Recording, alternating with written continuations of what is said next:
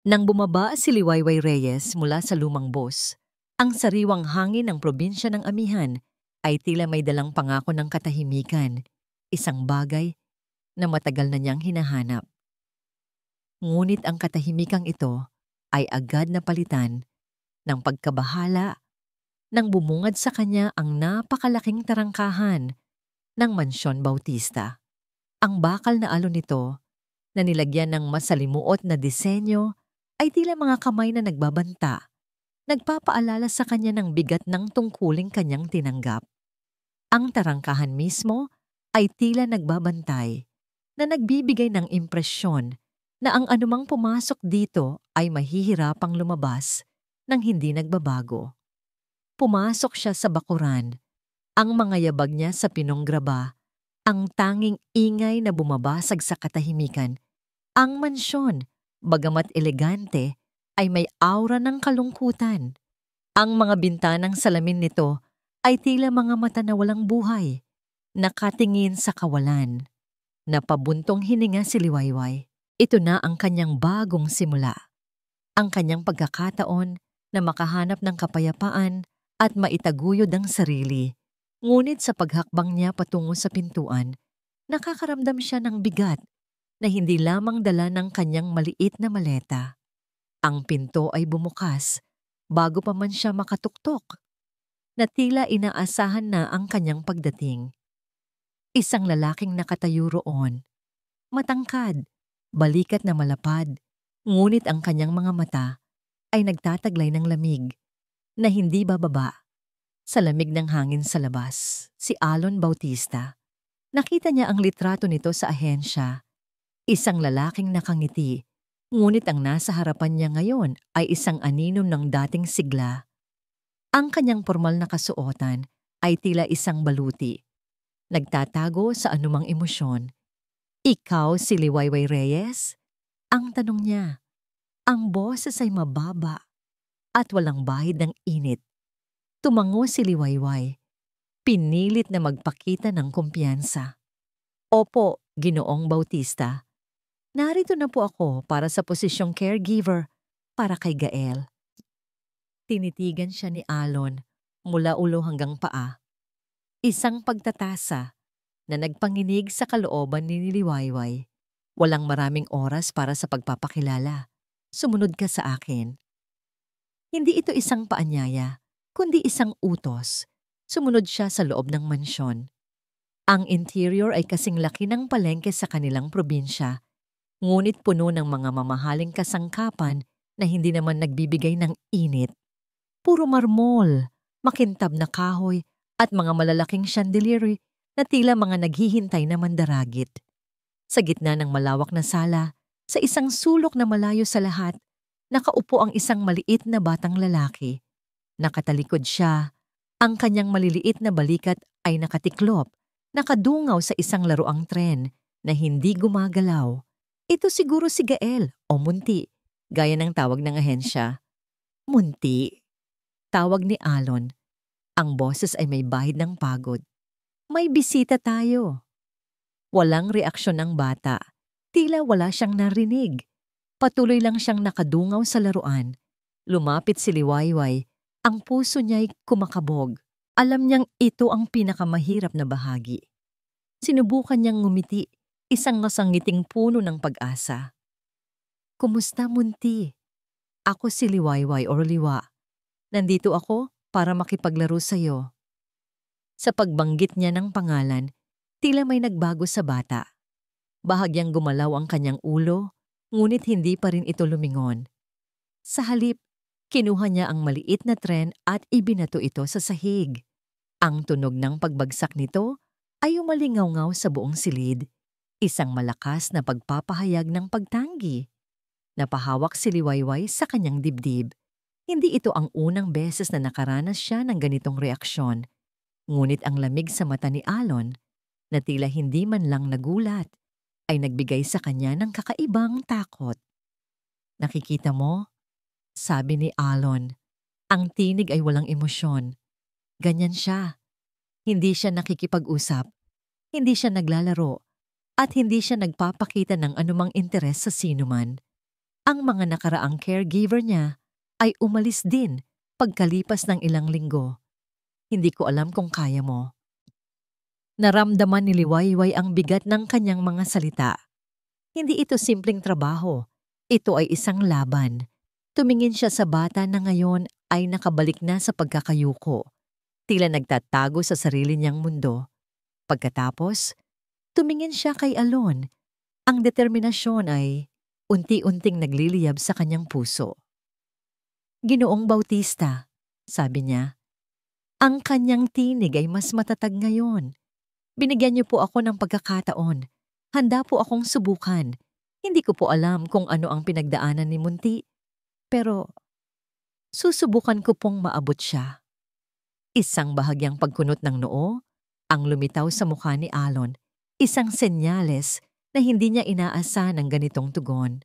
Tumangulang siya, isang maikli at formal na pagtango. Kung ganoon, simulan mo na. Ang mga patakaran ay malinaw. Kailangan kong makakita ng pagbabago sa loob ng isang linggo. Kung hindi, kailangan mong umalis. Iniwan siya ni Alon doon sa gitna ng katahimikan at ng nakakabinging pagtanggi ng isang bata. Nang mapagtanto niyang mag-isa na siya, lumuhod si Liwayway sa sahig, malayo sa bata, ngunit sapat na malapit para makita niya ito. Hindi pa tayo tapos, Munti. Bulong niya. Ang tinig ay puno ng pag-asa. Tingnan natin kung sino ang unang susuko. Sa sulok, ang maliit na figura ni Munti ay bahagyang gumalaw. Sa unang pagkakataon, tila may kakaibang ekspresyon sa kanyang likod. Hindi galit, hindi takot, kundi isang bagay na mahirap tukuyin, isang maliit na pahiwatig ng pag-usisa. Ngunit agad din itong nawala. At ang bata ay muling bumalik sa kanyang pagkakakulong sa sarili.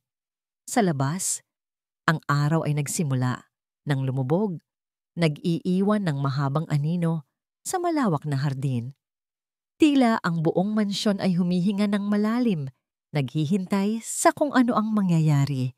Sikat ng araw ang bumungad sa bintana ng maliit na kwarto ni Liwayway, ngunit ang kanyang puso ay hindi pa rin lubos na maliwanag. Ang unang araw ay tapos na, isang araw ng pagsubok kung saan tila bawat kilos niya ay sinalubong ng pader na hindi kayang gibain ni Muntidiwa. Naaalala niya ang mga salita ni Ginoong Bautista. Kailangan kong makakita ng pagbabago sa loob ng isang linggo. Isang linggo. Tila napakaikli para sirain ang mga taon ng pagkakakulong sa sarili. Pagkatapos ng almusal, sinubukan niyang lumikha ng isang simpleng visual schedule para kay Munti. Gumuhit siya ng mga larawan ng mga pang-araw-araw na gawain, pagkain, paglalaro, pagtulog, at ang pinakaimportante, ang oras para sa quiet time kasama siya. Maingat niyang inilagay ang mga ito sa dingding ng kwarto ni Munti. Sa simula, tila interesado ang bata. Dinampot niya ang larawan ng pagkain, tila mauunawaan niya. Ngunit nang ilagay ni Liwayway ang kanyang kamay para gabayan siya papunta sa mesa, bigla itong nagalit. Hinablot niya ang mga larawan, pinunit ang mga ito, at ibinato ang mga papel sa kung saan-saan. Ang maliit na tren na kemikal na kanyang sinira kahapon ay tila mas mabait pa kumpara sa galit na ipinapakita nito ngayon. Hindi mo kailangang gawin yan, Munti. Mahinahong sabi ni Liwayway, kahit na nanginginig ang kanyang mga kamay. Dahan-dahan niyang pinulot ang mga piraso ng papel. Okay lang, gagawa tayo ulit. Ang bawat piraso ng papel na pinulot niya ay tila isang piraso ng kanyang pag-asa na nadudurog. Sa tanghalian, mas matindi ang pagtutol. Nang ilagay ni Liwayway ang plato, nang nilaga sa harap ni Munti, itinulak ito ng bata gamit ang buong lakas. Ang sabaw at mga gulay ay kumalat sa malinis na sahig na marmol. Ang mga mata ni Liwayway ay napuno ng luha, hindi dahil sa galit, kundi sa pagkabigo. Napakasarap sana ng nilutong niyang pagkain, puno ng sustansya na kailangan ni Munti. Ngunit sa halip na kumain, Ang kanyang hapag ay naging isang eksena ng kaguluhan. Kailangan mong matuto. Munti. Sabi niya, ang tinig ay bahagyang nanginginig. Pinulot niya ang kutsara na nalaglag sa sahig. Hindi pwedeng ganito palagi. Doon niya naramdaman ang presensya ng isang tao. Si Valeria. Nakatayo ito sa may pintuan ng kusina. Tahimik na nagmamasid.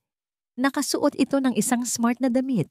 Tila propesyonal at hindi nababagay sa isang tahanan na may ganitong problema. Ang kanyang mga mata ay tila sinusuri ang bawat sulok, bawat detalye. Lumapit si Valeria. Isang ngiti ang nakaguhit sa kanyang labi, ngunit ang kanyang mga mata ay malamig. Isang mahirap na simula, hindi ba? Sabi niya kay Liwayway, ang boses ay banayad, ngunit may bahid ng pambabaliwala. Alam mo, ang mga bata na tulad ni Munti ay nangangailangan ng mahigpit na istruktura, hindi yung kung ano man ang sinusubukan mong gawin. Nagulat si Liwayway sa biglang pagdating at puna ni Valeria. Ako po si Liwayway Reyes, ang bagong caregiver ni Munti. Sabi niya, pinipilit na maging magalang. Alam ko. Sagot ni Valeria, hindi inaalis ang tingin kay Munti na ngayon ay tahimik na naglalaro ng mga mumo sa sahig.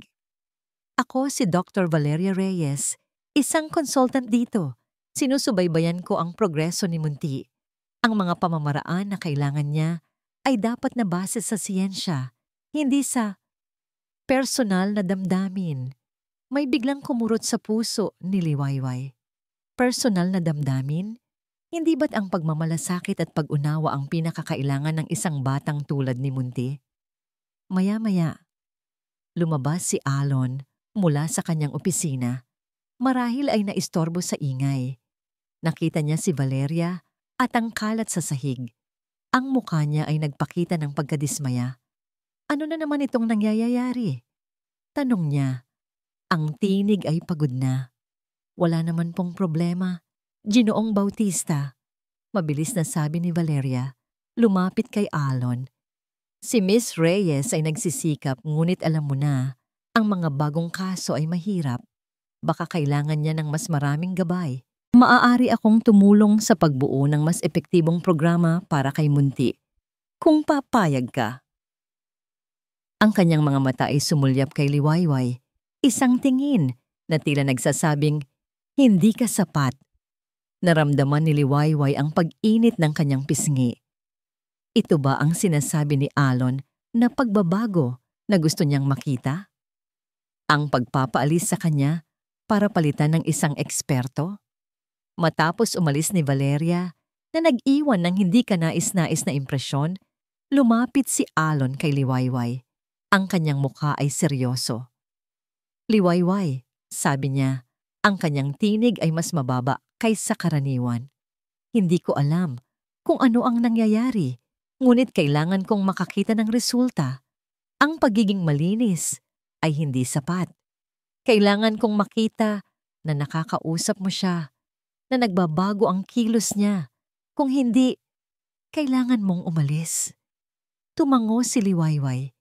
Kahit na ang kanyang puso ay bumigat. Gagawin ko po ang lahat ng aking makakaya, Ginoong Bautista. Nang mag-isa na ulit si Liwayway sa kwarto ni Munti, napansin niyang ang bata ay tahimik na nakaupo sa isang sulok. Hawak ang isa sa mga pinunit na larawan. Hindi siya nagsasalita.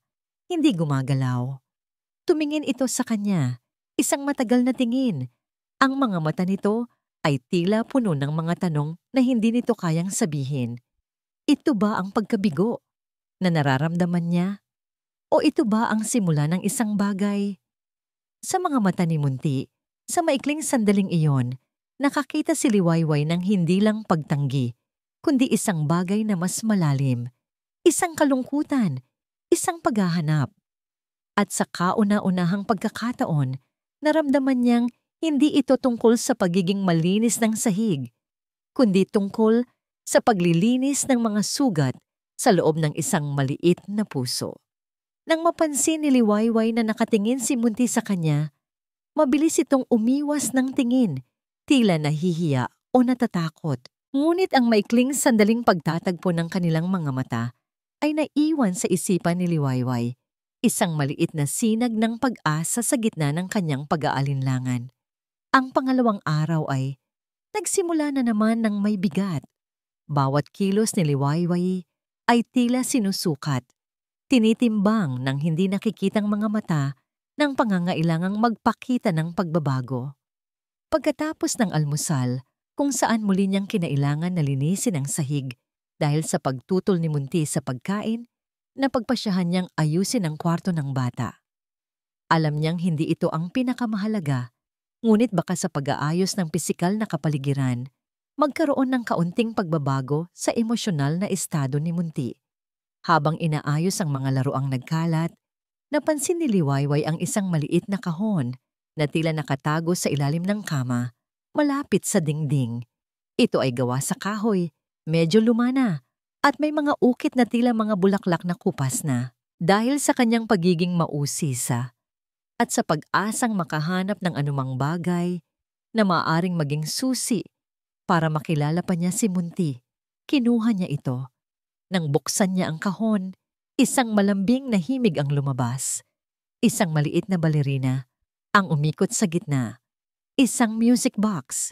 Hindi niya alam kung kanino ito. Ngunit ang melodiya ay kakaibang pamilyar. Nagpapaalala sa kanya ng mga lalabay na kinakanta ng kanyang ina noong siya'y bata pa. Habang nagpapatuloy ang musika, tila nagbago ang atmosphere sa kwarto. Si Munti, na kanina'y abala sa pagtatapon ng mga unan sa sahig, ay tumigil. Dahan-dahan niyang inangat ang kanyang ulo. Ang kanyang mga mata ay nakatuon sa direksyon ng tunog. Lumapit si Liwayway sa kanya. Dala ang kahon ng musika. "Tingnan mo, Munti." Mahina niyang sabi. Inaalok ang kahon. Maganda, hindi ba? Hindi ito itinulak ni Munti. Hindi ito sumigaw. Sa halip, dahan-dahan itong tumayo mula sa pagkakaupo at lumapit kay Liwayway. Ang kanyang maliliit na hakbang ay tila nag-aalangan. Ang kanyang mga mata ay hindi na nakatuon sa sahig, kundi sa kahon ng musika. At pagkatapos, sa mukha ni Liwayway. Nang nasa harap na siya ni Liwayway, hindi siya lumayo. Sa halip, iniangat niya ang kanyang kamay. Ang kanyang maliliit na daliri ay bahagyang nakaunat. At dahan-dahang hinawakan ang kamay ni Liwayway na siya niyang humahawak sa music box. Ito ang unang pagkakataon na hinawakan siya ni Munti. Hindi ito marahas. Hindi ito nagpapakita ng galit. Ito ay isang mahina, halos hindi maramdamang paghipo. At pagkatapos, isang bagay na hindi pa nasaksihan ni Liwayway sa loob ng 2 araw na yon ang nangyari. Ang mga labi ni Munti ay bahagyang umangat. Hindi ito isang malaking ngiti, ngunit isang banayad. Halos hindi mapansing pagkurba pataas. Isang pahiwatig lamang, isang maliit na sinag, ngunit sapat na para mapuno ng luha ang mga mata ni Liwayway. "Munti," bulong niya, hindi makapaniwala. "Ngumiti ka." Sa sandaling iyon, isang anino ang gumalaw sa may hallway, si Alon Bautista. Papunta sana siya sa kanyang opisina nang marinig niya ang kakaibang himig. Tumigil siya at mula sa malayo, nakita niya ang kanyang anak. Nakatingin ito kay Liwayway, hawak ang kamay nito at ang pinakamahalaga, nakangiti. Isang tunay na ngiti. Ang ekspresyon sa mukha ni Alon ay nagbago. Ang lamig at pagod na karaniwang nakikita ay napalitan ng pagkamangha. Pagkatapos ay nang hindi mapigilang emosyon. May tumulo sa kanyang pisngi, isang patak ng luha na nagmula sa matagal nang nakaimbak na sakit. At ngayon ay napalitan ng purong pag-asa. Ito ang unang beses na nakita niyang ngumiti ang kanyang anak. Nang ganito, simulan nang mamatay ang kanyang asawa. Ang babaeng ito, ang caregiver na inakala niyang hindi magtatagumpay, ay nagawa ang imposible. Ang musika ay tumigil. At ang ngiti ni Munti ay nawala rin. Ngunit hindi na siya bumalik sa dati niyang pagkakakulong. Tumingin siya ulit kay Liwayway, isang mas matatag na tingin ngayon na tila may kakaibang pagkilala. Nang mapansin ni Liwayway si Alon na nakatayo sa hallway, bahagya siyang natigilan, ngunit ang kagalakan sa kanyang puso ay mas malakas kaysa sa anumang takot o pag-aalinlangan. "Ginoong Bautista," sabi niya, ang tinig ay puno ng emosyon. "Tingnan niyo po." Ngunit bago pa man makasagot si Alon o makalapit, isang tunog ang pumutol sa sandali. Ang cellphone ni Alon na nakalagay sa kanyang bulsa ay tumunog ng malakas. Nabalik ang kanyang tingin sa realidad. Ang kislap ng pag-asa sa kanyang mga mata ay bahagyang naglaho, napalitan ng pamilyar na pag-aalala. Kinuha niya ang telepono. Ito ay si Valeria. "Hello, Alon?" Ang boses ni Valeria mula sa kabilang linya. Tila may bahid ng pag-aalala. "Nandito ako sa labas. Nakita ko ang oras. Mukhang mabagal pa rin ang progreso ni Munti, hindi ba? Alam mo, ang mga bata na tulad niya ay nangangailangan ng mas structured na approach. Baka kailangan niyang makita ng isang professional ng mas madalas. Maaari akong bumisita mamayang hapon para masuri natin ng mas malalim ang sitwasyon." Narinig ni Liwayway ang usapan. Naramdaman niya ang paglamig ng hangin sa paligid niya. Tila ang init ng sandaling iyon ay biglang nawala. Tumingin siya kay Alon na ngayon ay nakikinig sa telepono. Ang kanyang mukha ay bumabalik sa pagiging seryoso at puno ng pagdududa. Ang pag-asa na biglang lumitaw ay tila natatabunan na naman ng mga ulap. Hindi mapakali si Alon Bautista sa kanyang kama.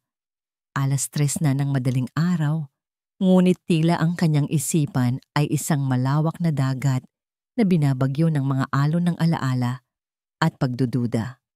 Ang imahe ng anak niyang si Munti na nakangiti habang hawak ang kamay ni Liwayway ay paulit-ulit na naglalaro sa kanyang isipan.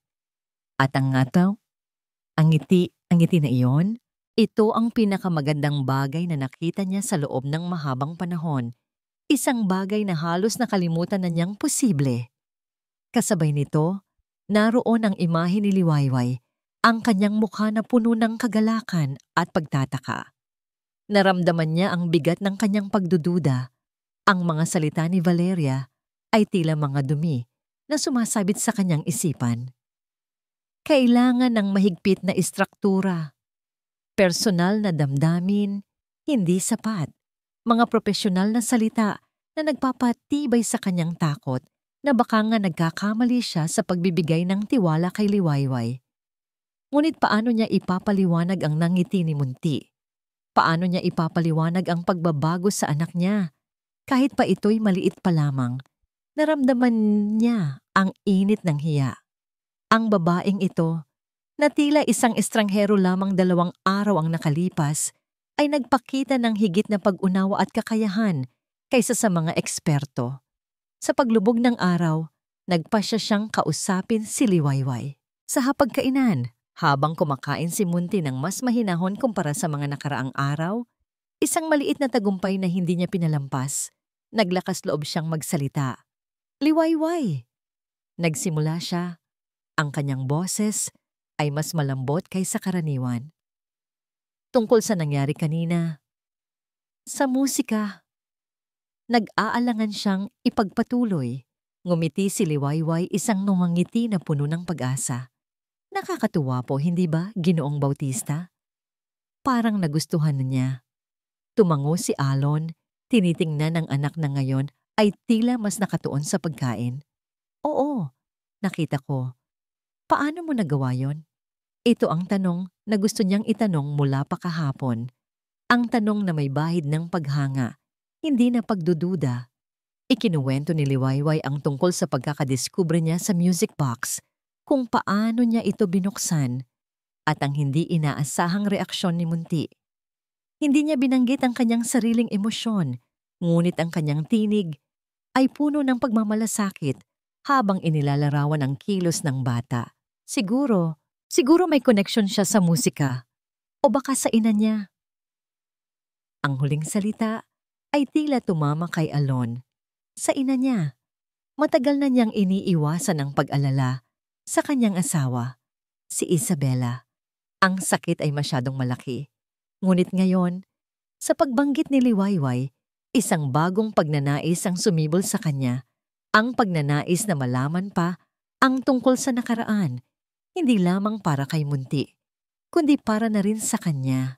Sa mga sumunod na araw, may pagbabago nga sa pagitan nila. Si Alon ay hindi na kasing lamig ng dati. Minsan, pagkatapos ng hapunan, makikiupo siya sa sala, nanonood, habang si Liwayway at Munti ay naglalaro ng tahimik.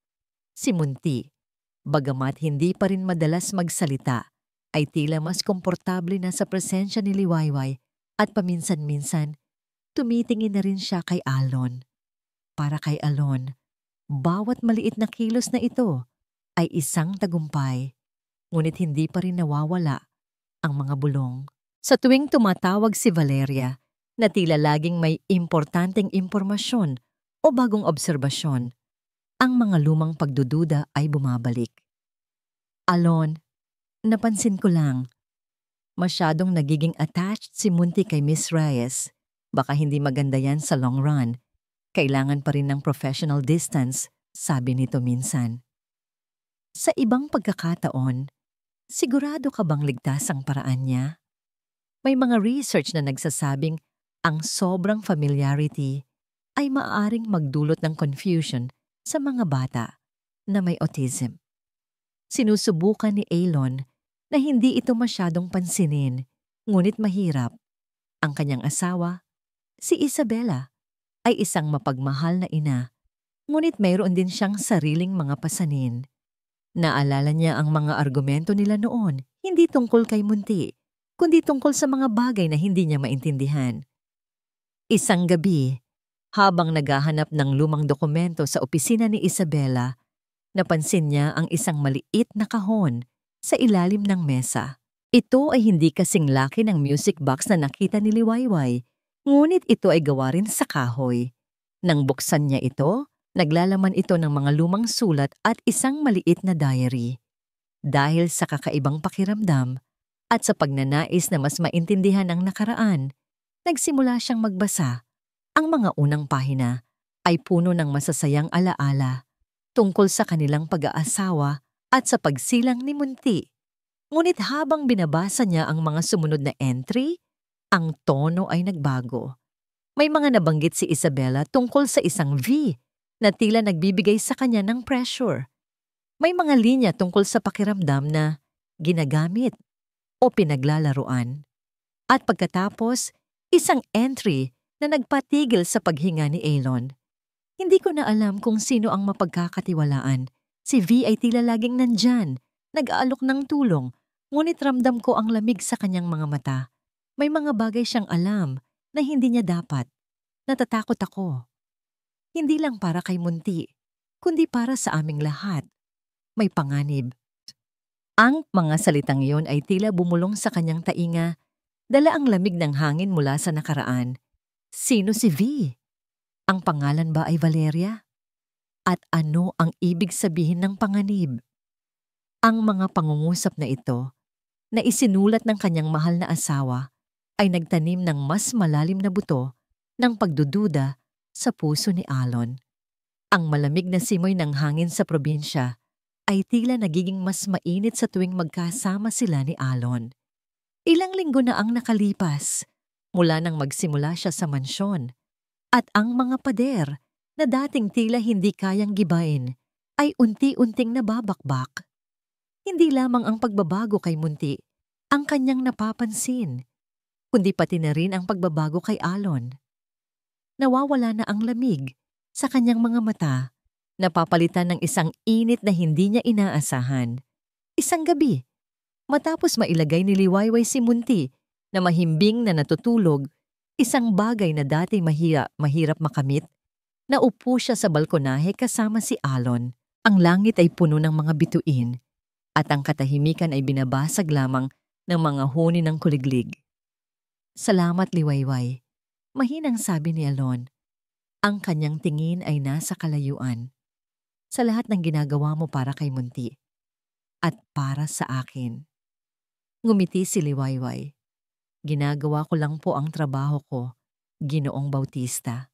At nakikita ko po ang pagbabago. Malaki na ang ipinagbago ni Munti. Umiling si Alon. Hindi lang yon. Dati, ang bawat araw ay parang isang paglalakad sa kawalan. Parang wala nang saysay ang lahat. Nang mamatay si Isabela, parang kasama niyang kinuha ang lahat ng kulay sa mundo ko. At si Munti, alam mong nahirapan din siya. Napabuntong hininga siya. Pero ikaw ang nagdala ng liwanag. Lumapit si Liwayway, inilagay ang kanyang kamay sa braso ni Alon. Isang kilos na puno ng pag-unawa, hindi ng awa. Hindi po kayo nag-iisa, Ginoong Bautista, at hindi rin si Munti. Sa sandaling iyon, naramdaman ni Alon ang bigat ng pangungulila na kanyang dinadala. At sa unang pagkakataon, hindi niya ito tinago. Sumandal siya ng bahagya kay Liwayway, hinayaan ng sarili na maramdaman ang init ng kanyang presensya. Ang maliliit na kilos na ito, ang pag-upo nila ng magkalapit, ang paghawak ng kamay ni Munti sa kanya, ang mga tahimik na sandali ng pag-uusap ay nagpapatibay sa kanilang koneksyon. Ang pagiging malapit nila ay hindi naman nakaligtas sa atensyon ni Valeria. Sa tuwing may pagkakataon, naghahanap siya ng paraan para sirain ito. Isang hapon, habang naglalaro si Munti sa hardin, kasama si Liwayway, napansin ni Liwayway ang kanyang paboritong stuffed toy, isang maliit na elepante na sabi ni Alon ay regalo pa mula kay Isabela. Ay tila may malaking sira sa tenga, tila kinagat ito ng isang bagay. Nang tanungin niya si Munti, umiiling lang ito. Hindi niya alam kung sino ang may gawa noon, ngunit may kutob siyang hindi ito aksidente. Pagkatapos ng insidenteng iyon, nawala ang isa sa mga paboritong headband ni Liwayway na nakalagay sa kanyang bedside table. Hinanap niya ito, ngunit hindi niya makita kahit saan. Alam niyang iniwan niya iyon doon. Ang headband na yon ay may espesyal na kahulugan para sa kanya. Isang regalo mula sa kanyang ina bago siya umalis ng probinsya. Kinabukasan, habang naglilinis ng lumang silid ng aparador na hindi naman nagagamit, napansin niya ang isang bagay na nakasiksik sa likod ng mga lumang kahon. Ito ang kanyang headband, ngunit tila may bahid ng lupa at dumi ito na parang doon ito sinadyang itapon. Nagalit si Liwayway. Ang kanyang kutob ay naging katiyakan. May naninira sa kanya. Naisip niya agad si Valeria. Ang mga kilos na ito ay hindi maaaring aksidente. Nang makita niya si Valeria na bumisita noong araw na yon, hindi na napigilan ni Liwayway ang kanyang sarili. Doktora Reyes, sabi niya, ang tinig ay matatag, ngunit may bahid ng galit. Nawala po ang headband ko at natagpuan ko itong itinapon sa lumang aparador.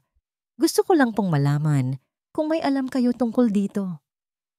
Tumawa si Valeria. Isang tawa na walang init. Headband? Seryoso ka ba, Liwayway? Baka nagkamali ka lang ng lagay. Alam mo, sa trabaho natin, kailangan nating maging maayos at organisado.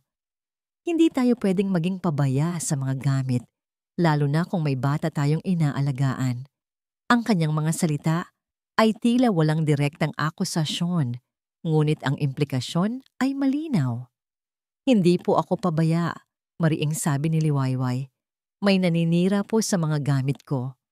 Kung mayroon kang problema, mas mabuting sabihin mo direkta kay Alon, hindi sa akin.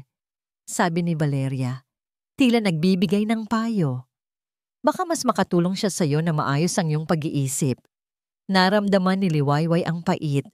Alam niyang hindi niya mapapatunayan ang ginawa ni Valeria, ngunit ang kaalaman na may naninira sa kanya ay nagpatatag sa kanyang loob.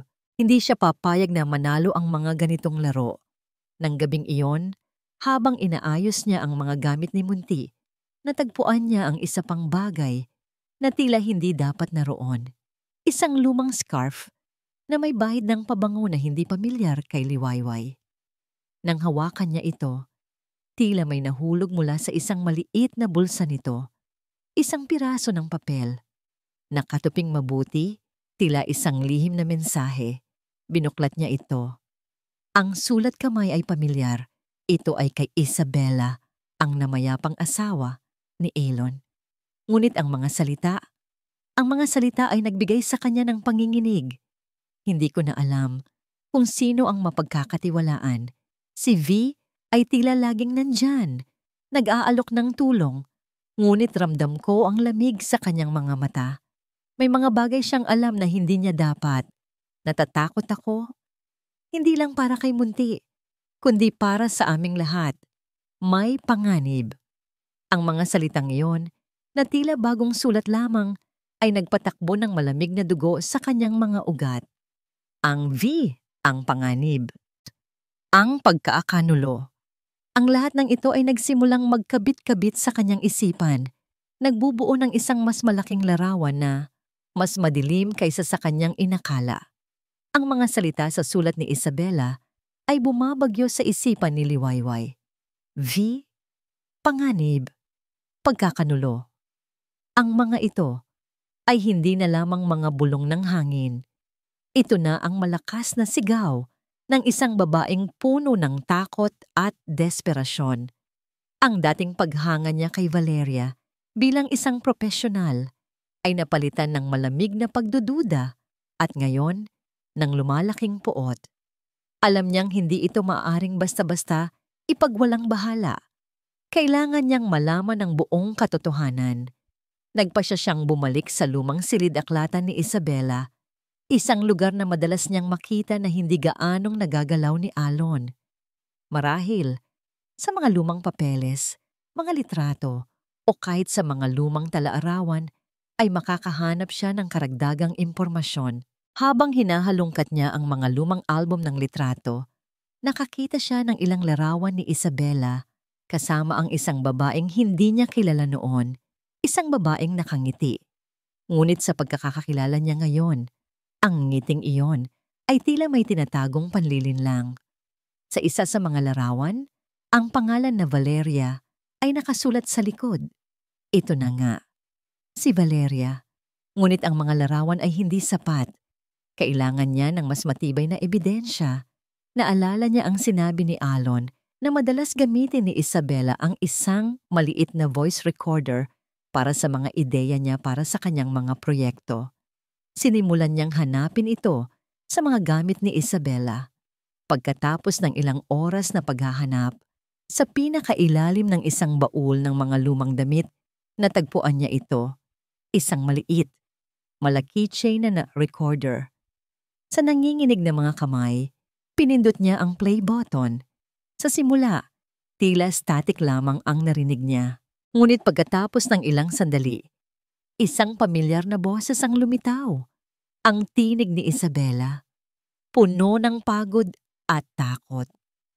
Hindi ko na alam kung ano ang gagawin ko. Laging nandyan si Valeria, nag-aalok ng tulong, pero alam kong may tinatago siya. Sinabi niya na kaya niyang ayusin ang gamutan ni Munti, pero hindi ako naniniwala. Ramdam ko na may mali sa paraan niya.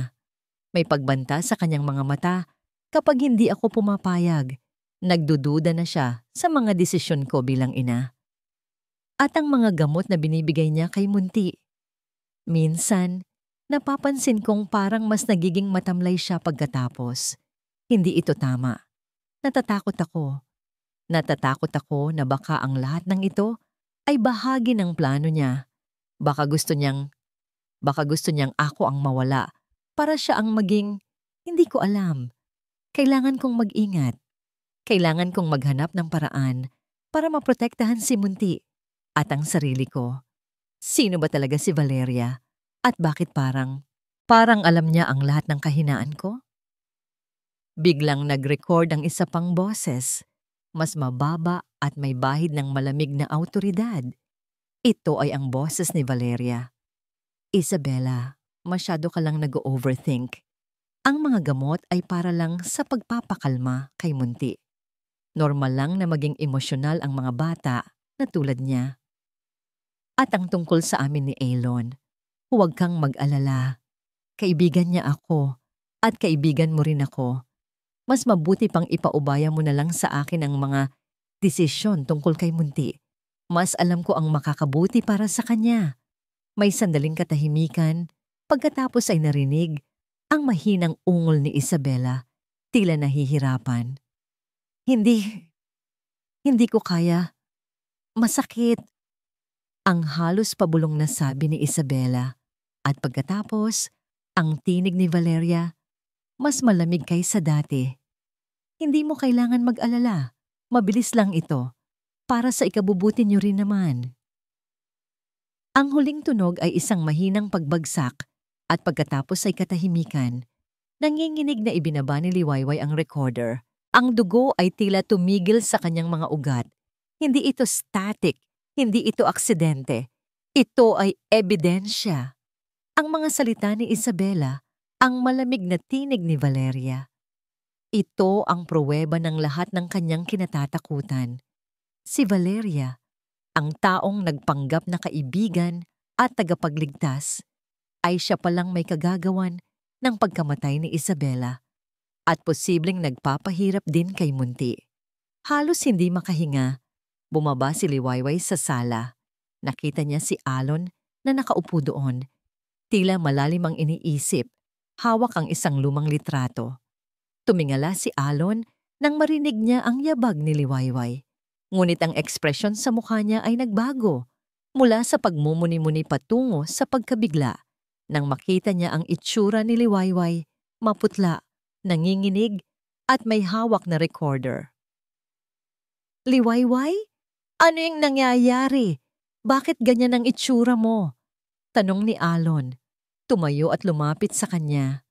Hindi agad makapagsalita si Liwayway. Sa wakas, iniabot niya ang recorder kay Alon. Ginoong Bautista, kailangan niyo pong marinig ito. Ito ang katotohanan. Nagtaka si Elon, ngunit kinuha niya ang recorder. Pinindot niya ang play.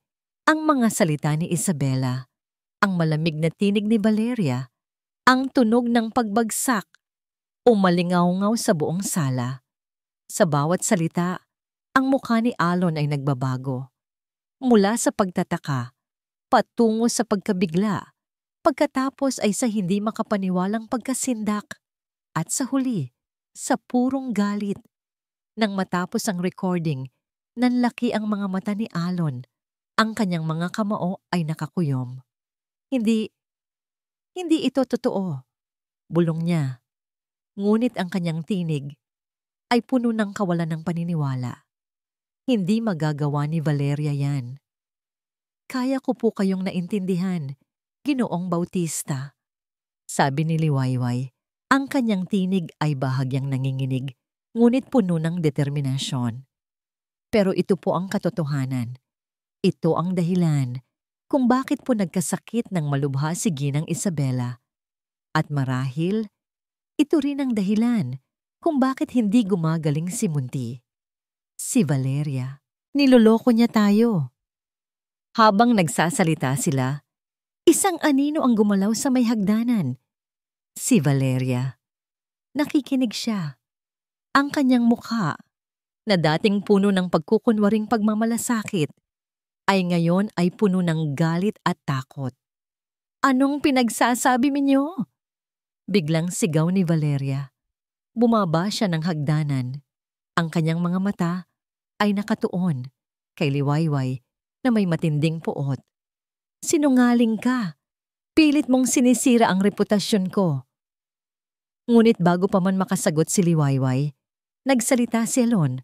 Ang kanyang tinig ay nagyelo. Huwag kang magsisinungaling sa akin, Valeria.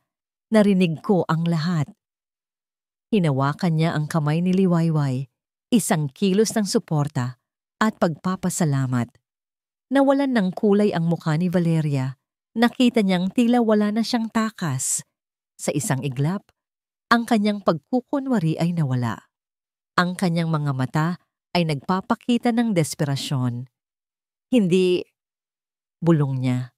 Tumalikod siya at mabilis na tumakbo patungo sa pintuan. Valeria, huminto ka! Sigaw ni Aelon. Ngunit bago pa man siya makalayo, sa isang biglaang kilos, inabot ni Valeria ang isang mabigat na plorera sa mesa malapit sa kanya at ibinato ito patungo kay Liwayway. Ngunit si Alon, sa bilis ng pangyayari, ay naitulak si Liwayway palayo at ang plorera ay tumama sa pader malapit sa kanila. Nagkalasog-lasog. Sa pagkagulat, napatid si Valeria at bumagsak sa sahig. Natahimik ang lahat. Nakatitig si Alon kay Valeria na nakahandusay, pagkatapos ay kay Liwayway na nakayakap sa kanya, at sa mga piraso ng plorera na nagkalat sa sahig. Ang katotohanan, tulad ng basag na plorera, ay nakakalat na ngayon sa kanilang harapan. Masakit at hindi na maitatago. Ang katahimikan na bumalot sa mansyon pagkatapos ng kaguluhan ay mas mabigat kaysa sa anumot na ingay. Ang mga piraso ng plorera na nagkalat sa sahig ay tila simbolo ng kanilang nasirang tiwala at ng katotohanang kasing dumi ng mga pirasong yon. Nakita ni Liwayway kung paano inilabas ng mga pulis si Valeria. Ang kanyang mukha ay puno ng galit at kawalan ng pag-asa. Ang kanyang mga mata ay nakatuon pa rin kay Liwayway na parang nangangako ng paghihiganti. Si Alon naman ay nakatayo roon, tahimik, tila nawala sa sarili. Ang kanyang mukha ay puno ng sakit, isang halo ng pagkabigla sa katotohanan at ang mapait na alaala ng kanyang asawa. Lumapit si Liwayway sa kanya, ngunit nag-atubili siyang hawakan ito. Ang sugat na dulot ni Valeria ay malalim, hindi lamang kay Liwayway, kundi pati na rin kay Alon at kay Munti. Ayos ka lang ba? Mahinang tanong ni Liwayway. Tumingin sa kanya si Alon. Ang kanyang mga mata ay naghahanap ng kasagutan na hindi niya mahanap. Hindi ko alam, Liwayway. Sabi niya. Ang kanyang boses ay halos hindi marinig. Hindi ko alam kung paano ito nangyari. Paano ko hinayaang mangyari ito? Ang pagsisisi ay mababanaag sa kanyang mukha. Nang gabing iyon, si Munti ay naging mas mahirap pakalmahin kaysa dati. Ang lahat ng pagbabago at pag-asa na nabuo nila ay tila naglaho sa isang iglap. Ang bata ay umiiyak, humahagukay at tinataboy ang sino mang lumalapit. Tila naramdaman niya ang tensyon at takot na bumabalot sa buong bahay. Si Liwayway, kahit pagod at nasasaktan, ay nanatiling malapit kay Munti. Pinabantayan siya, kinakantahan ng mahina. Umaasang ang kanyang presensya ay magbibigay ng kahit kaunting kapanatagan. Kinabukasan, habang si Aelon ay tahimik na nag-aayos ng mga gamit ni Isabela, partikular ang mga sulat at ang voice recorder na naging susi sa lahat, napagtanto ni Liwayway na hindi sila maaaring tumigil dito. Ang pagdakip kay Valeria ay isang simula lamang. Kailangan nilang tiyakin na ang hustisya ay makakamit, hindi lamang para kay Isabela, kundi para sa hinaharap ni Munti. Ginoong Bautista, sabi niya, matapos niyang makita si Alon na nakatulala sa isang litrato ni Isabela. Kailangan nating magpatuloy. Tumingala si Aelon. Magpatuloy saan, Liwayway? Ang lahat ng akala nating totoo ay naging kasinungalingan. Ang babaeng pinagkatiwalaan ko ay siya palang pumatay sa asawa ko.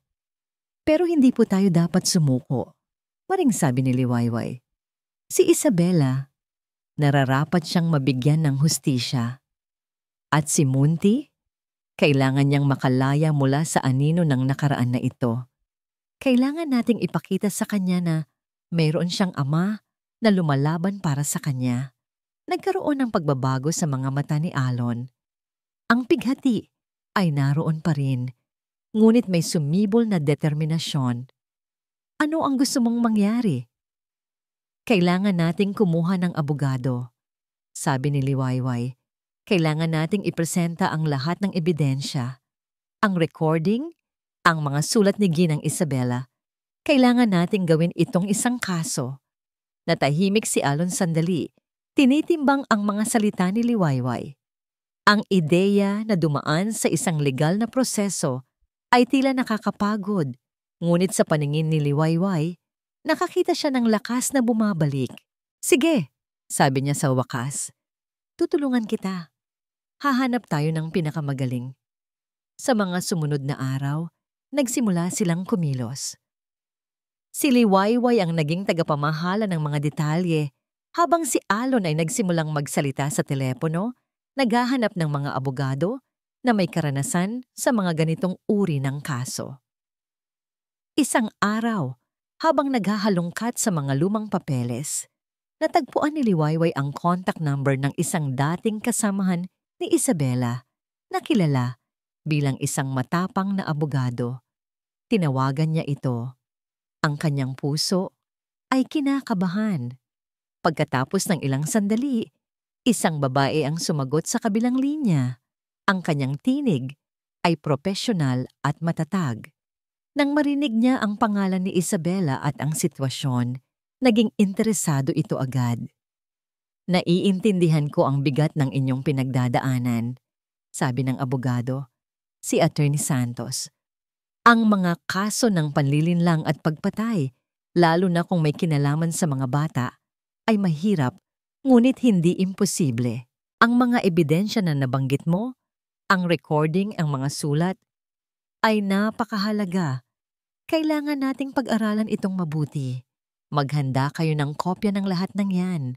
Mag-set tayo ng meeting sa lalong madaling panahon. Naramdaman ni Liwayway ang pag-asa. Ito ay isang maliit na hakbang, ngunit ito ay isang hakbang patungo sa tamang direksyon. Pagkatapos ng tawag, tumingin siya kay Alon na nakikinig sa tabi niya. May abogado na po tayo, sabi niya. Isang pilit ng ngiti ang sumilay sa kanyang mga labi. Magsisimula na po tayo sa paglaban. Sa kabila ng lahat ng sakit at kalituhan, isang bagay ang naging malinaw kay Liwayway. Hindi siya bibitaw. Ang alabok ng nakaraan ay hindi magiging huling kabanata nila. Magbabangon sila, tulad ng isang phoenix, para sa alaala ni Isabela, para sa kinabukasan ni Munti, at para sa pagmamahal na unti-unting namumuo sa pagitan niya at ni Alon. Ang mga salita ni Liwayway, kailangan nating magpatuloy, ay tila bumalik sa pandinig ni Alon habang nakaupo siya sa lumang opisina ng kanyang asawa. Ang bawat sulok ng silid na ito ay puno ng alaala ni Isabela, ang kanyang mga libro, ang kanyang mga larawan, ang amoy ng kanyang paboritong pabango na banayad pa ring nanunuot sa hangin. Ngunit ngayon, ang mga alaala ay hindi na lamang nagdudulot ng sakit. Nagbibigay din ito ng lakas. Ang recorder na hawak niya ay tila isang mabigat na pasanin, ngunit ito rin ang susi sa pagpapalaya sa kanya mula sa kadena ng pagsisisi. Pasensya ka na, Isabela, bulong niya, habang hinahaplos ang isang litrato nila ni Isabela na masaya pa sila, kasama si Munti bilang isang sanggol. Hindi ko namalayan. Hindi ko nakita ang panganib na naroon na pala. Pero ipaglalaban ko ang karapatan mo para sa atin. Nang makita niya si Liwayway na papasok, dala ang mga kopya ng mga dokumento para kay Attorney Santos, isang ngiti ang sumilay sa kanyang labi. Hindi ito ang nangiti ng paghanga lamang, kundi ng tunay na pagkilala at pasasalamat. Liwayway, sabi niya, tumayo at lumapit dito. Gusto kong humingi ng paumanhin. Noong una, hindi ako naniwala sa'yo. Nagpadala ako sa mga salita ni Valeria. Napaka-insensitive ko. Napakabulag. Ngumiti si Liwayway. Ang kanyang mga mata ay puno ng pag-unawa. Okay lang po, Ginoong Bautista. Naiintindihan ko. Mahirap ang lahat ng yon. Ang mahalaga, nalaman na natin ang katotohanan. Hindi lang iyon. Dagdag ni Alon, hinawakan ng mga kamay ni Liwayway. Ang init ng paghipo ay tila nagpapalakas sa kanilang dalawa. Ikaw ang nagbigay sa akin ng lakas na harapin ito. Ikaw ang nagpakita sa akin na may pag-asa pa. Hindi ko alam kung ano ang gagawin ko kung wala ka. Naramdaman ni Liwayway ang sinseridad sa kanyang mga salita. Ang kanilang pagsubok ay nagpatibay sa kanilang relasyon na higit pa sa simpleng pagiging caregiver at employer. Ito ay isang alyansa na nabuo sa gitna ng krisis. Sa kanilang pag-uusap kasama si Atty. Santos, si Alon ang nagbigay ng maraming detalye tungkol sa mga nakagawian ni Isabela, ang mga bagay na maaring maging pabor sa kanilang kaso. Naalala niya ang mga pag-uusap nila tungkol sa kalusugan ni Munti, ang mga alalahanin ni Isabela tungkol sa mga gamuot na iminungkahi ni Valeria noon pa man. Binigay niya ang lahat ng impormasyon, kahit ang mga alaalang matagal na niyang kinalimutan. Mas mahalaga ang mga personal na alaala na ito kaysa sa anumang dokumento, sabi ni Atty. Santos habang sinusulat ang mga sinasabi ni Alon. Malaki ang maitutulong nito para maipakita ang pattern ng pagmamanipula ni Valeria. Sa gitna ng lahat ng ito, hindi nakaligtas sa atensyon ni Alon ang pagbabago kay Munti. Nang makita niya ang anak na mas tahimik at tila mas takot pa kaysa dati pagkatapos ng insidente, naramdaman niya ang mas matinding pangangailangan na maging ama. Isang gabi, kumuha siya ng isang libro, ang paboritong kwento ni Munti tungkol sa isang maliit na eroplano na natututong lumipad. Umupo siya sa tabi ng kama ni Munti at nagsimulang magbasa. Sa simula, ang bata ay hindi masyadong reaktibo. Ngunit habang nagpapatuloy ang kwento at habang naririnig ni Munti ang boses ng kanyang ama, unti-unting lumambot ang kanyang ekspresyon. Nang matapos ang kwento, hindi ito basta-basta natulog. Tumingala ito kay Alon at pagkatapos ay mahinang hinawakan ng kamay nito. Ama! Bulong ni Munti. Nagulat si Alon. Ito ang unang beses na tinawag siya nitong ama sa loob ng mahabang panahon. Napuno ng emosyon ng kanyang dibdib. Hinaplos niya ang buhok ng anak. Oo, anak. Nandito lang si ama. Sa mga sumunod na araw, pinilit ni Alon na maglaan ng mas maraming oras kay Munti. Nalaman niyang ang pagiging naroon lamang, ang pagbibigay ng tahimik na suporta, ay mas mahalaga kaysa sa pagbibigay ng maraming salita. Ang kanilang koneksyon ay unti-unting nabubuo muli sa gitna ng bagyo.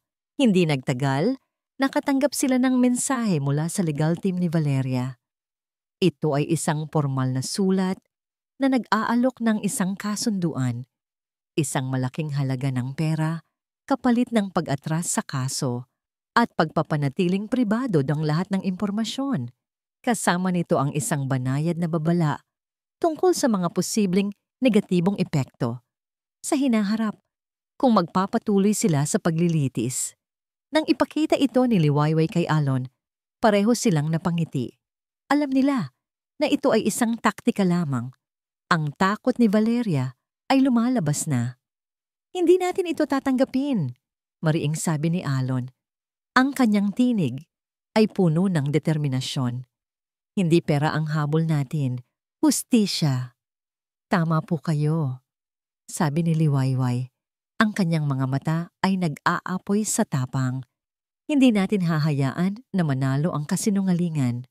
Ngunit habang binabalik ni Alon ang mga dokumento sa folder, may isang bagay na nakakuha ng kanyang pansin, ang pangalan ng abogado ni Valeria. Siya ay kilala bilang isang SAT-2 sa mga kaso, isang tao na kayang baluktutin ang katotohanan at manalo kahit sa mga pinakamahirap na sitwasyon. Napabuntong hininga siya. Ang laban na kanilang sinimulan ay magiging mas mahirap pa kaysa sa kanilang inaasahan. Ang hangin sa loob ng consultation room ni Atty. Santos ay tila mabigat, puno ng tensyon, na halos mahawakan. Nasa harapan nila si Valeria, nakaupo sa kabilang panig ng mesa.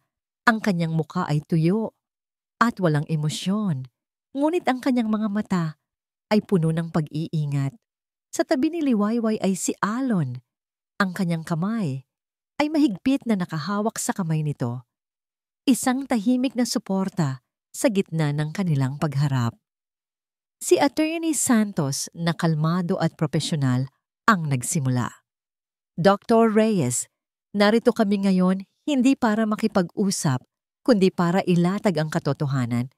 Mayroon kaming mga ebidensya na nagpapatunay sa iyong mga kasalanan. Bago pa man makapagbigay ng anumot na puna si Valeria, inilabas ni Liwayway ang maliit na voice recorder. Ito po, sabi niya, ang kanyang tinig ay matatag. Ay ang huling mga salita ni Ginang Isabela Bautista. Nakapaloob dito ang katotohanan tungkol sa iyong panlilinlang. Pinindot ni Liwayway ang play. Ang mga salita ni Isabela, ang kanyang takot, ang kanyang hinala, at ang malamig na tinig ni Valeria ay umalingaw-ngaw sa silid. Si Valeria ay namutla, ngunit agad siyang bumawi. Peke yan. Pwedeng i-edit ang mga ganyang recording. Sigaw niya, ang kanyang boses ay tumamataas. Hindi lamang yan ang aming ebidensya. Mahinahong sabi ni Attorney Santos, inilabas ang mga kopya ng mga sulat ni Isabela. Narito ang mga sulat na nagpapakita ng kanyang lumalalang pagkabalisa at pagdududa sa iyo. At ito, dagdag ni Alon, ang kanyang tinig ay nagyelo habang inilalabas ang mga sulat mula sa bulsa niya. Ito ang mga sulat na isinulat mo sa kanya, Valeria. Mga sulat ng pananakot, ng pagmamanipula. Paano mo nagawa yon sa babaeng tinuring mong kaibigan? Tumingin si Valeria kay Alon. Ang kanyang mga mata ay puno ng galit. Kaibigan? Hindi niya ako naging kaibigan.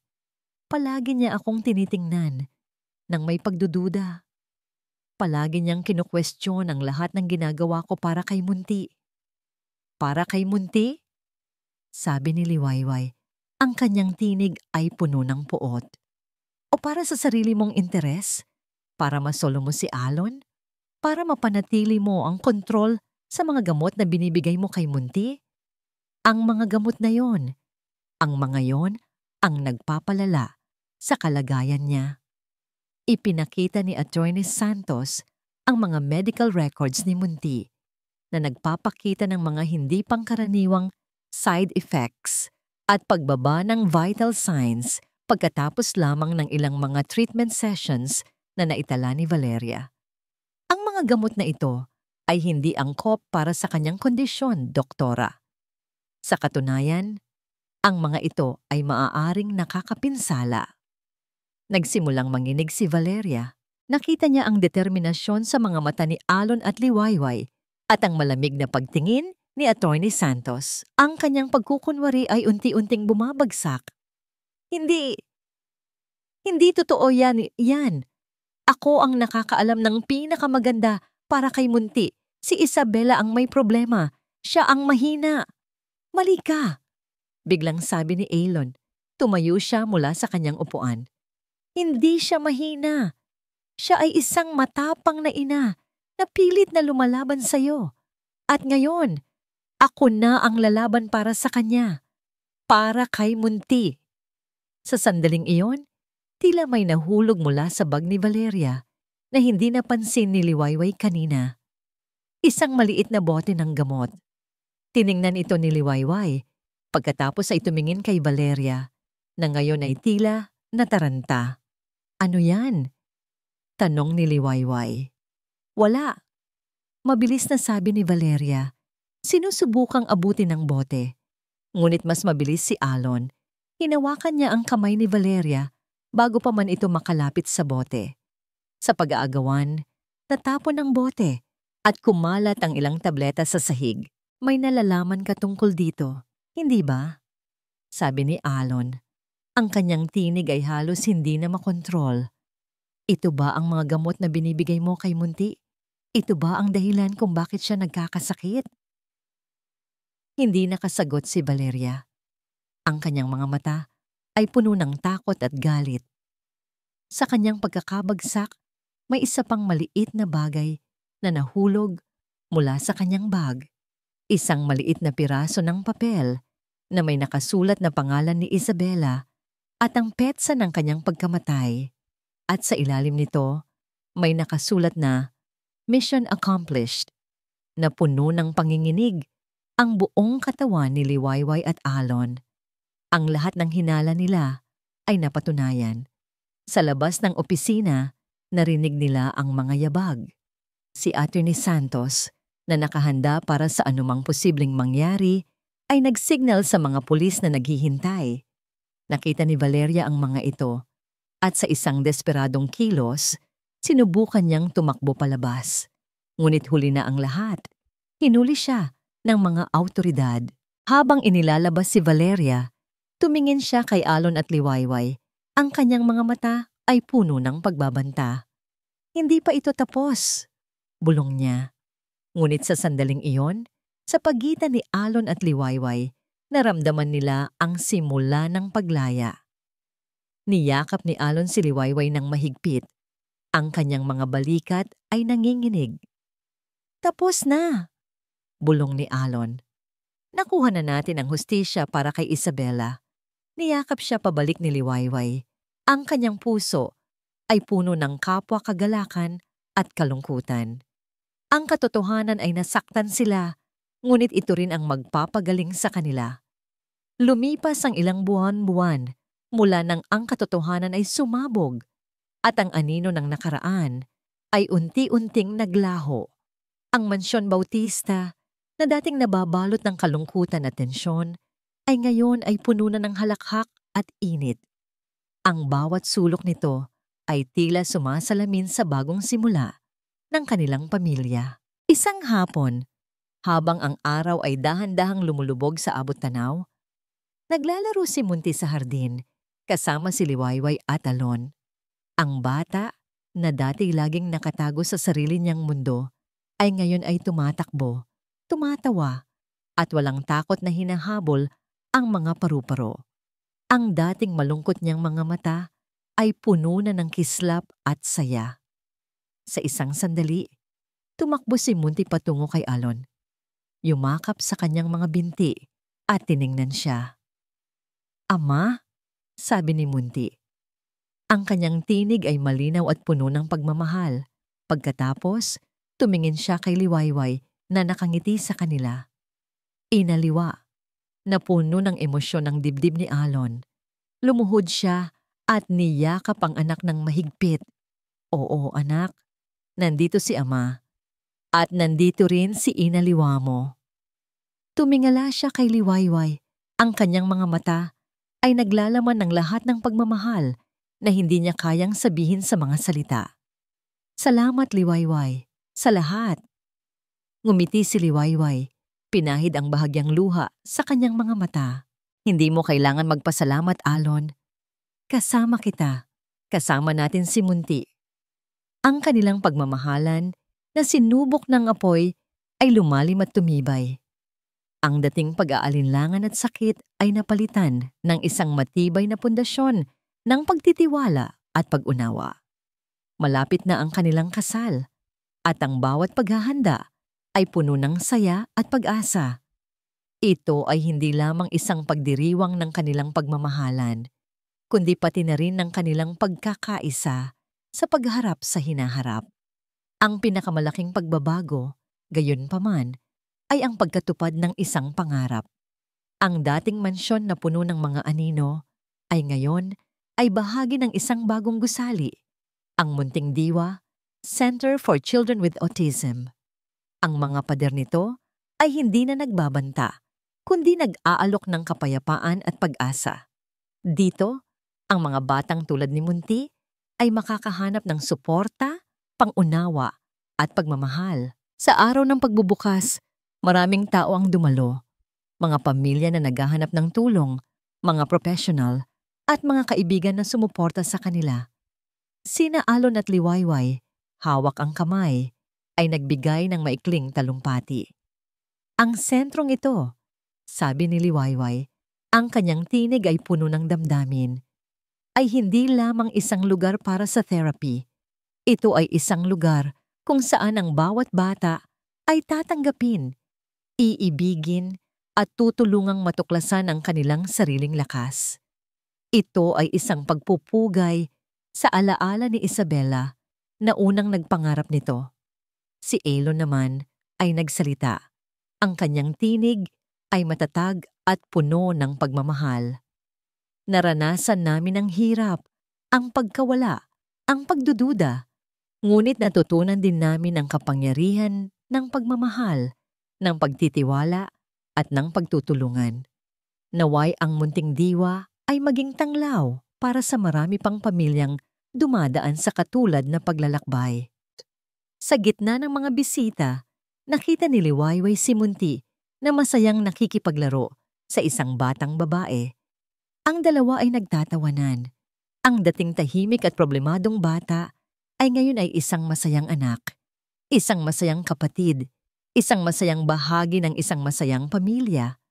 Nang matapos ang formal na programa, naglakad sina Alon at Liwayway palabas ng sentro, hawak ang kamay at nakatingin sa papalubog na araw. Ang kalangitan ay puno ng mga kulay, pula, kahel, rosas, na tila sumasalamin sa kagandahan ng kanilang bagong simula. Handa ka na ba? Tanong ni Alon. Hinalikan ang noo ni Liwayway. Tumango si Liwayway. Ang kanyang mga mata ay puno ng pag-ibig. Oo, magkasama tayo.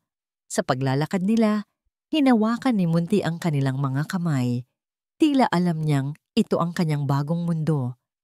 Isang mundo na puno ng pagmamahal at seguridad. Ang mga pangarap na dating tila imposible ay natupad na. Hindi lamang para kay Isabela, kundi para sa kanilang tatlo. Ang kanilang paglalakbay ay hindi naging madali. Ngunit sa bawat hakbang, natutunan nilang ang pinakamalakas na sandata laban sa kadiliman ay ang liwanag ng pagmamahal at ang katatagan ng pagkakaisa. Ang kanilang bagong simula ay nagsimula na, magkasama, at puno ng walang hanggang pag-asa. At dito nagtatapos ang kwento ni Liwayway at Alon, at ng kanilang munting si Munti. Isang taos-pusong pasasalamat ang nais naming iparating sa inyong lahat na naging bahagi ng paglalakbay na ito. Mula sa unang pahina hanggang sa huling pangungusap, ang inyong pakikinig at pagsubaybay ang nagbigay kulay at sigla sa bawat salitang aming isinulat. Ang pagsulat ng kwentong ito ay naging isang emosyonal na paglalakbay para sa amin. Puno ng hamon, pagtuklas, at higit sa lahat, ng pag-asa. Naramdaman namin ang bawat saya, bawat sakit, bawat pagdududa, at bawat tagumpay ng aming mga tauhan na parang sila ay aming tunay na pamilya. Sana po ay naantig ng kwento ni Liwayway at Alon ang inyong mga puso. Naway na ipakita nito ang tunay na kahulugan ng pag-ibig na hindi sumusuko, ng pagpapatawad na nagpapagaling, at ng pag-asa na laging umiiral kahit sa gitna ng pinakamadilim na pagsubok. Naaalala niyo po ba ang mga pader na hindi kayang gibain? Sa pagtatapos, nakita natin kung paano bumagsak ang mga pader na yon dahil sa tibay ng loob at sa lakas ng pagmamahal. Naway magsilbi itong paalala na kahit gaano kahirap ang pinagdadaanan, palaging may liwanag na naghihintay. Lubos kaming umaasa na ang mga aral na aming ibinahagi ay manatili sa inyong mga puso. Ano po ang masasabi ninyo sa kwento? Anong mga eksena o linya ang tumatak sa inyong isipan? Gusto naming marinig mula sa inyo. Ang inyong mga salita ang magbibigay inspirasyon sa amin para sa mga susunod pa naming mga kwento. Muli, maraming salamat po sa inyong walang sawang pagsuporta. Hanggang sa muli nating pagkikita at pagkukwentuhan. Kwentong Damdamin TV.